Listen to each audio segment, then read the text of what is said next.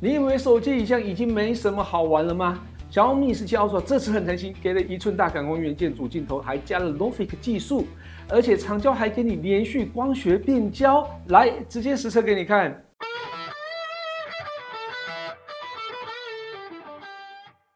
嗨，大家好，我是 Kissplay。小米在 MWC 發表小米17 Ultra 國際版沒多久之後，台灣也直接宣告上市。這次台灣推出的機型非常的齊全，包含小米17、小米17 Ultra Y， 還有特別版徠卡 Lite Phone。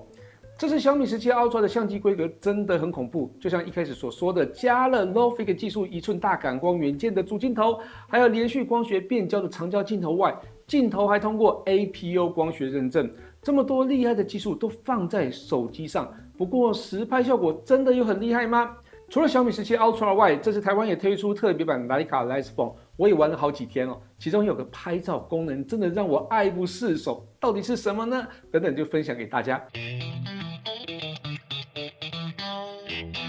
這是徠卡跟小米合作的 Lite Phone， 外觀跟內在基本大方向是相同的，有着相同的硬體跟效能規格，也有着相同的相機模組。但在幾個細節上還是有一些差異哦，也就是說徠卡 Lite Phone 是小米17 Ultra 的精緻版本或是進階版本。首先是外觀部分，這是徠卡第一次把可樂標放在手機上，應該代表手機的拍照水準已經達到他們的認可。再來是中框的滾花，還有 Leica Camera Germany 的刻字，這個滾花可以讓手持的時候更好握。那熒幕上也有 Lite Phone 專屬的桌面跟圖示，這也是小米17 Ultra 所沒有的。當然最關鍵的就是可旋轉的鏡頭環啊，轉動時它會有機械的力道回饋，非常的有質感。當然它不只是裝飾，而且還可以直接當成調整焦距的變焦環，直接轉動就可以變焦，跟相機的體驗非常的相近。另外它還有超級好拍的徠卡1瞬模式，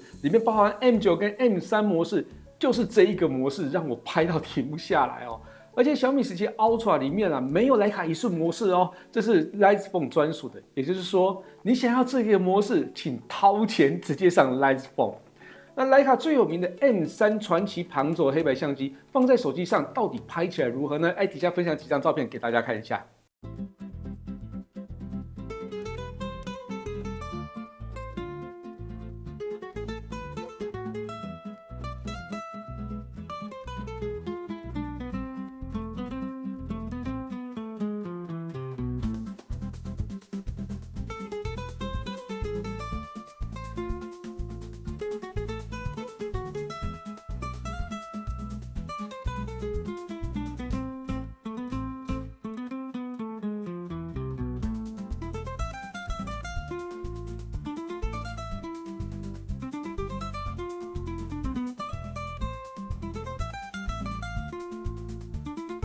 大家看完徠卡 M3 的照片之後，有沒有覺得非常文青、非常有質感哦？我自己也非常喜歡哦。那我們接下來看一下徠卡 M9， 它是一台有着非常深邃藍色還有鮮豔紅色表現的相機。那以下3組用一般模式還有 M9 模式的對比，大家可以先猜猜看哪一組是 M9。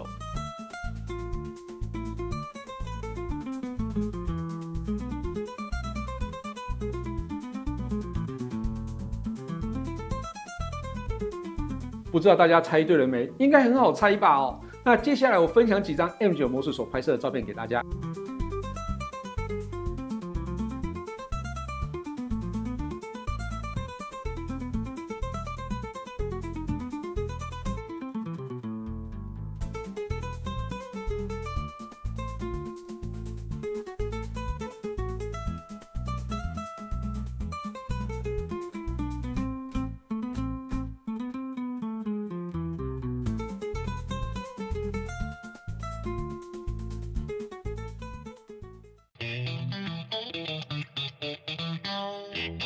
相機部分，其實 Lite Phone 扣除掉我很愛的 M3 跟 M9 模式以外，在其他拍照功能還有成像品質都跟小米17 Ultra 相同，所以接下來我們就來好好分享一下小米17 Ultra 的拍照體驗。鏡頭規格部分，請大家自行參考規格表，其中有個 APO 光學認證項目，主要是以低色散玻璃還有設計，可以降低色散跟色差，更還原細節哦。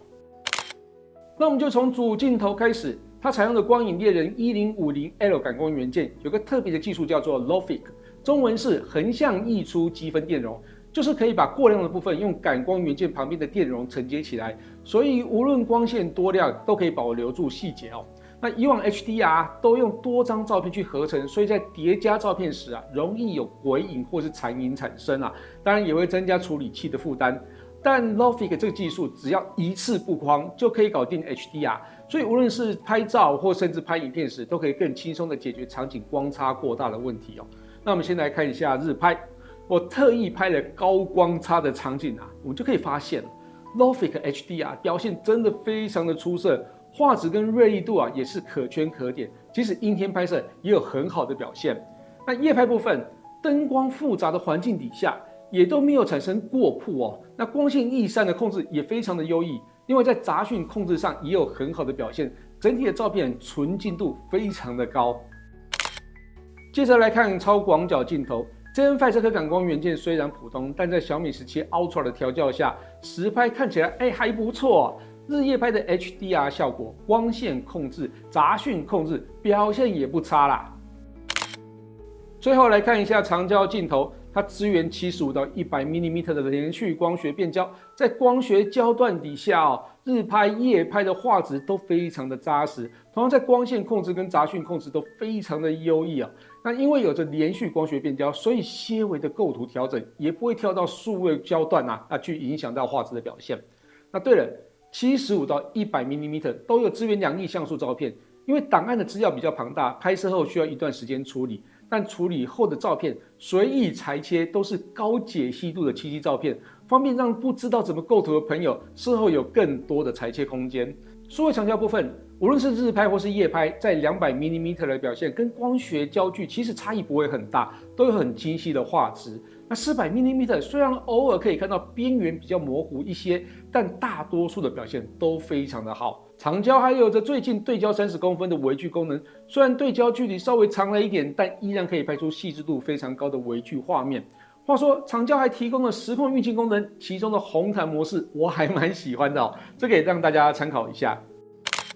接着我們來看一下人像模式，人像模式提供1到6倍的焦距可以使用，其中1倍、2倍還有3.2倍到4.3倍都是光學焦距。這邊就直接分享實拍給大家參考，我覺得效果還不錯。